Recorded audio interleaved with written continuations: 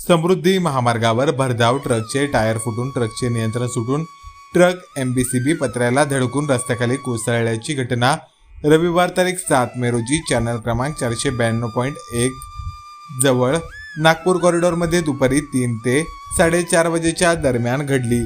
याबाबत मिळालेल्या प्राथमिक माहितीनुसार मुंबई ते नागपूर जाणारी ट्रक क्रमांक MP 09 HJ 4996 चे समृद्धी महामार्गावर वैजापूर तालुक्याच्या हद्दीत चॅनल क्रमांक 492.1 जवळ टायर फुटले व गाडीचे नियंत्रण सुटून गाडी ही महामार्गाच्या खाली जाऊन पडली। घटनेची माहिती मिळताच महामार्ग police head constable Nikam, Maharashtra सुरक्षा बलाचे कृष्णा राठोड, दिनेश कोल्हे, रणजित जंजाळ यांनी घटनास्थळी धाव घेतली।